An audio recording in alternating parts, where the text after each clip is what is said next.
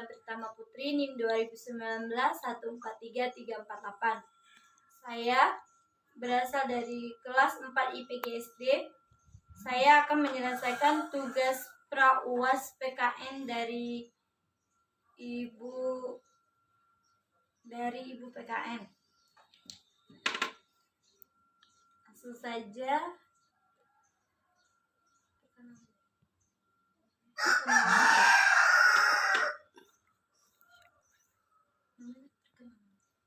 Perkenalkan, nama saya EN Susanti,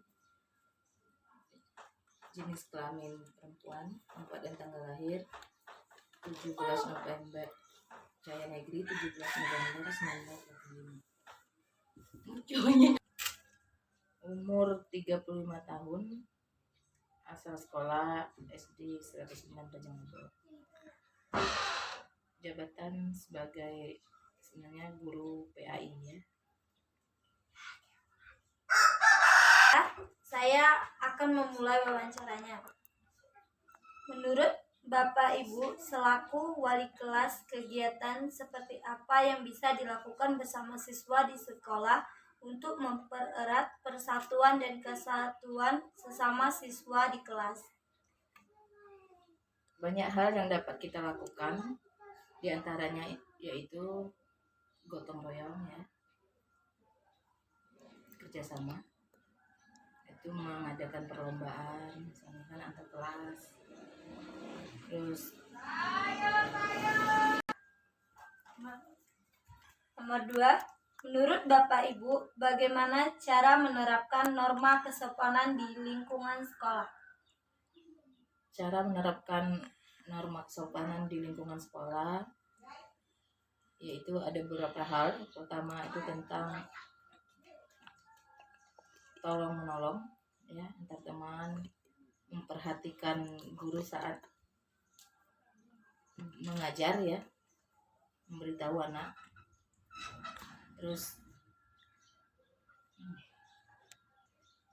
mengajarkan bagaimana ketika kita bertemu dengan mengucapkan salam. Nomor 3, selaku wali kelas, bisakah Bapak Ibu menjelaskan bagaimana pendapat Bapak Ibu tentang anak yang ingin bersekolah tapi tidak ada biaya, dan apakah peranan pemerintah dalam hal ini sudah maksimal? Menurut pendapat saya ya, kalau untuk anak apalagi tingkat SD dan SMP, sekarang kan sudah ada yang namanya dana bantuan operasional sekolah. Tidak ada alasan untuk mempersulit anak untuk bersekolah ya. Di samping itu pemerintah sudah maksimal dalam memberikan bantuannya. Misalkan adanya kartu pintar ya. Bantuan-bantuan lain juga banyak untuk membantu anak-anak kita bersekolah. Menurut Bapak Ibu, strategi dan metode pembelajaran yang seperti apa yang akan Ibu gunakan agar materi kebutuhan warga negara ini dapat dipahami secara baik oleh siswa, khususnya anak sekolah dasar? Ya. Banyak metode yang bisa kita gunakan, tapi untuk tingkat SD ini yang pertama itu kita menjelaskan bagaimana materi tersebut dengan cara metode ceramah ya. Kemudian bisa didemonstrasikan dan didiskusikan. Nomor 5, apakah Bapak Ibu selalu mempersiapkan media sumber belajar dalam menerapkan materi konstitusi negara kepada siswa, khususnya anak SD? Ya, dalam pelajaran ini tergolong sulit ya. Jadi memang seorang guru harus mempersiapkan dan mematangkan bagaimana strategi mengajar dan media yang akan digunakan dalam suatu materi. Misalnya di materi yang ditanyakan tadi itu kita menyediakan, kalau ada infokus ya, kita sediakan infokus, kemudian kita tampilkan video yang berkenaan tentang materi tersebut, atau bisa juga berupa gambar-gambar yang menarik perhatian anak. Berikutnya, menurut Ibu, selaku wali kelas, apakah penting memperkenalkan pendidikan politik di sekolah dasar? Kalau penting, mengapa? Ya, tentunya kalau apa tadi pertanyaannya? Pentingkah memperkenalkan pendidikan politik di sekolah dasar? Sangat penting ya, karena kalau kita sudah memperkenalkan anak dari sejak dini masalah politik, maka sedikit banyaknya mereka akan mengetahui bagaimana nanti kalau sudah waktunya, ya, misalnya di pemilihan umum ya, sudah paham bagaimana cara cara memilih misalnya kan, cara menentukan pilihan atau yang lainnya. Berikutnya, bagaimana cara ibu sebagai guru menerapkan dan menanamkan nilai-nilai sila pertama ketuhanan yang Maha Esa di lingkungan sekolah kepada siswa? Untuk menerapkan nilai-nilai ketuhanan yang Maha Esa di lingkungan sekolah dasar, kami berupaya menerapkan dari hal-hal yang kecil, misalnya ketika bertemu kita mengucapkan salam ya, tentunya salam keagamaan kita.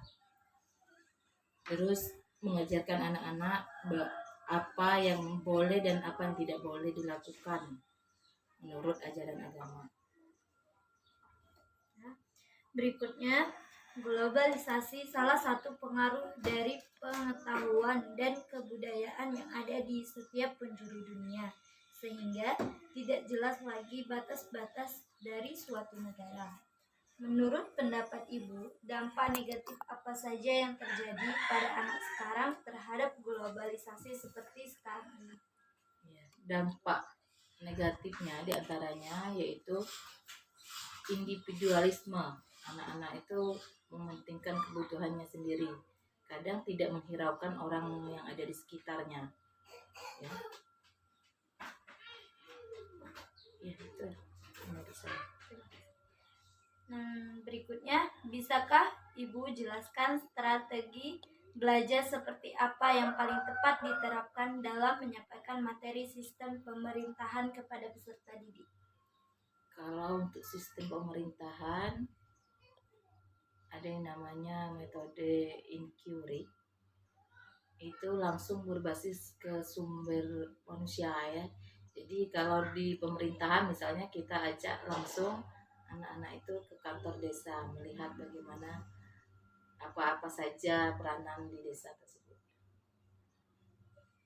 Berikutnya, bagaimana cara Ibu menghadirkan pembelajaran yang aktif, inovatif, kreatif, efektif, dan menyenangkan pada materi sistem politik Indonesia? Iya. Kalau untuk materi tersebut sebaiknya kita menyajikan dulu materinya.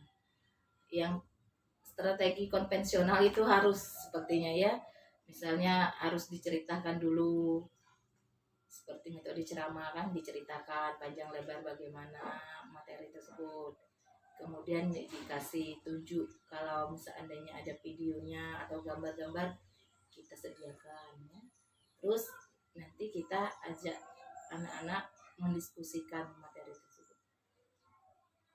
Berikutnya, bagaimana cara Ibu sebagai guru menyampaikan materi mengenai sistem demokrasi kepada anak didik, khususnya siswa SD? Sedangkan kita tahu bahwa siswa SD tidak akan begitu mengerti tentang demokrasi dalam kehidupan sehari-hari. Ini termasuk, kalau untuk materi anak SD ini termasuk berat ya. Jadi apapun materi tentang pembelajaran tersebut, ada baiknya guru itu menceritakan dulu, memberi pemahaman dasar, terus menyajikan seperti yang materi yang lain tadi ya, menyajikan gambar atau video yang berkenaan dengan materi-materi tersebut. Kemudian jika perlu didemonstrasikan, dicontohkan ya. Kemudian kita bahas dan diskusikan bersama. Baiklah, pertanyaan terakhir. Menurut Ibu, strategi dan model pembelajaran apa yang sebaiknya digunakan atau diterapkan dalam mengajarkan pada anak didik mengenai materi tentang hubungan internasional, sistem hukum, dan peradilan internasional ini?